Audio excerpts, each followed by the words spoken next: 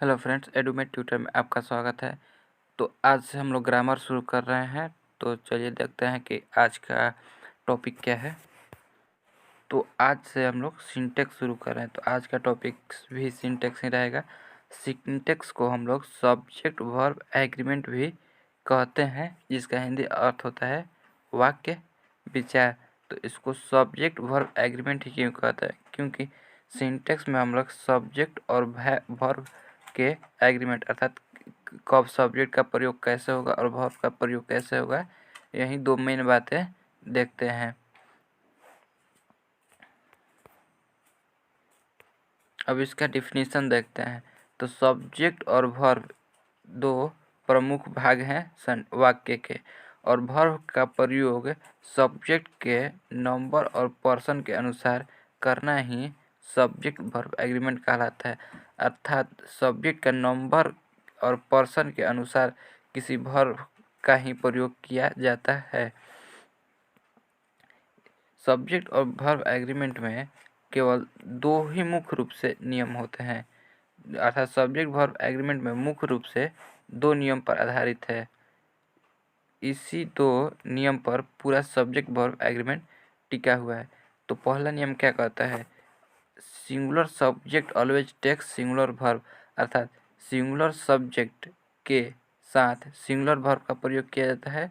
और दूसरा, plural subject always takes plural verb, अर्थात प्लूरल सब्जेक्ट के साथ केवल प्लूरल वर्ब ही आता है। तो इसको एग्जाम्पल से समझते हैं।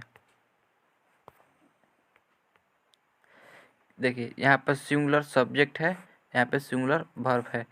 यहाँ सिंगुलर सब्जेक्ट ए बॉय है, ए बॉय अर्थात एक लड़का, अर्थात सिंगुलर सब्जेक्ट। यहाँ पर प्लेज है, प्लेज, प्लेज में एस लगा है, लेकिन वर्ब में एस लगने पर वह सिंगुलर हो जाता है, आगे समझेंगे। अर्थात यहाँ ए बॉयज के साथ सिंगुलर वर्ब प्लेज हुआ। यहाँ पे प्लूरल सब्जेक्ट बॉयज है, अर्थात बॉयज के साथ प्लेज प्लूरल वर्ब का प्रयोग होगा। यहाँ पे ए बॉय के साथ हमेशा प्लेज होगा, और बॉयज है तो यहाँ पर प्ले होगा। ए बॉय के साथ प्ले कभी नहीं होगा, और बॉयज के साथ प्लेज ये कभी नहीं होगा।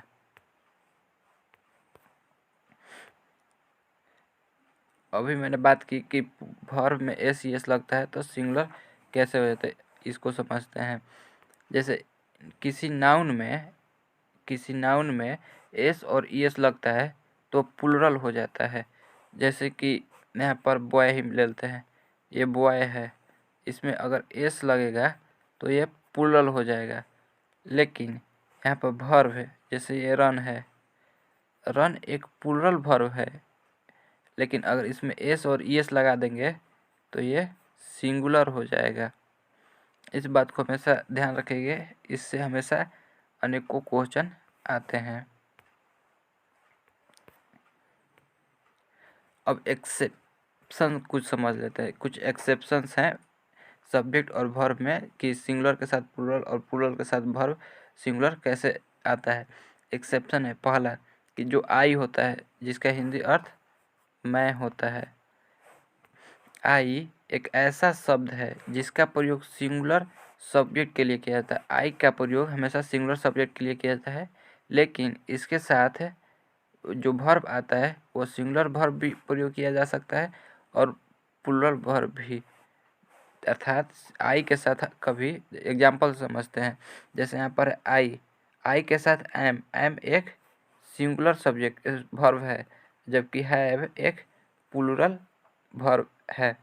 तो आई के साथ कभी सिंगुलर भी सही होता है, आई के साथ एम सिंगुलर भी सही है, और आई के साथ प्लूरल हैव दोनों सही है। एक्सेप्शन 2 देखते हैं।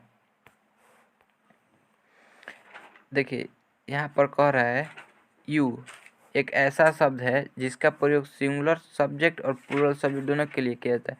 अब यहाँ पर यू जो है, यू का हिंदी अर्थ कभी तुम मतलब एक आदमी, लेकिन यू का मतलब कभी कभी तुम लोगो, अर्थात एक से अनेक आदमी, तुम लोग। का दोनों, अर्थात इसका मतलब हुआ कि जिसका प्रयोग सिंगुलर सब्जेक्ट और प्लूरल सब्जेक्ट दोनों के लिए किया जाता है, लेकिन इसके साथ जो वर्ब आएगा वो हमेशा प्लूरल वर्ब आएगा। अब हम लोग रूल को देखते हैं। तो पहला ये रूल है कि यदि किसी वाक्य में दो सब्जेक्ट अर्थात दो सब्जेक्ट एक, दो या दो से अधिक भी हो सकते हैं, अर्थात दो सब्जेक्ट का प्रयोग एक साथ प्रीपोजिशन की मदद से, तो यहाँ पे प्रीपोजिशन इन, एग्जैम्प्ट भी हो सकता है, in, like, of, between, for, with, ये सब प्रीपोजिशन है। अगर इन दोनों इनकी मदद से दो सब्जेक्ट को जोड़ा जाता है तो उस वाक्य में जो वर्ब प्रयोग होगा, जो सबसे पहले सब्जेक्ट आया होगा उसके अनुसार वर्ब का प्रयोग किया जाएगा। एग्जाम्पल से देखते हैं। यहाँ पे एग्जाम्पल है अ पेन इन द बुक, यहाँ पर हैज और है भरना है। तो यहाँ पर दो सब्जेक्ट है, एक बुक है और एक पेन है, लेकिन हमको भरना है तो भरेंगे, यहाँ बुक के बगल में भरना है। तो आप सोचिए कि बुक्स है तो यहाँ पर हैव होगा, लेकिन ये गलत होगा। अभी हमने कहा कि दो सब्जेक्ट प्रीपोजिशन से जुड़ा है, तो पहले वाले सब्जेक्ट, तो इसमें पहला वाला कौन है, तो पहला वाला ए पेन है। ए पेन माने एक कलम, तो ए पेन एक सिंगुलर सब्जेक्ट है, तो यहाँ पर सिंगुलर वर्ब भराएगा। तो सिंगुलर वर्ब है हैज, तो यहाँ पर हैज सही होगा। अब इसको और भी अच्छे एग्जाम्पल से समझते हैं। यह एक कॉमन एरर का क्वेश्चन है, तो देखते हैं। जैसे यहाँ पर लिखा हुआ है all the students except Rahul has appeared in the exam. तो यहाँ पर आप देखते हैं कि राहुल के बगल में हैज है, तो आपको लगता है कि ये सेंटेंस नो एरर है, लेकिन ये गलत होगा। आंसर ये गलत होगा। अभी आपने पढ़ा कि अगर दो सब्जेक्ट, देखिए यहाँ पर दो सब्जेक्ट कौन सा है, ऑल द स्टूडेंट्स और राहुल, और प्रीपोजिशन है एक्सेप्ट से जुड़ा हुआ है। तो इसीलिए अगर दो सब्जेक्ट प्रीपोजिशन से जुड़े हो तो पहले वाले सब्जेक्ट के अनुसार वर्ब का प्रयोग किया जाएगा। तो यहाँ पे ऑल द स्टूडेंट के साथ यहाँ पे प्लूरल वर्ब हैव का प्रयोग होगा, तो यहाँ पर हैज गलत होगा, हैव का प्रयोग हुआ, तो इसका आंसर बी होगा। अब दूसरा क्वेश्चन देखते हैं। दूसरा क्वेश्चन कह रहा है कि the difference between Ram and Shyam are not acceptable to us. आपको यहाँ पर दिख रहा है राम एंड श्याम तो आर, लेकिन ये गलत है, क्योंकि जब दो सब्जेक्ट प्रीपोजिशन के साथ जुड़े हो तो पहले वाले सब्जेक्ट के अनुसार वर्ब का प्रयोग किया जाता है। तो यहाँ पर दो सब्जेक्ट कौन सा है, द डिफरेंस और राम एंड श्याम। राम एंड श्याम दोनों मिलकर एंड से जुड़े हैं, इसलिए एक हो गए। तो डिफरेंस यहाँ बिटवीन प्रीपोजिशन से जुड़ा हुआ है, तो यहाँ पर डिफरेंस के अनुसार यहाँ पर वर्ब प्रयोग होगा। तो डिफरेंस के लिए वर्ब कौन सा आएगा, इज, तो यहाँ पर इज होगा, यहाँ पर इज होगा, तो इसका आंसर सी होगा।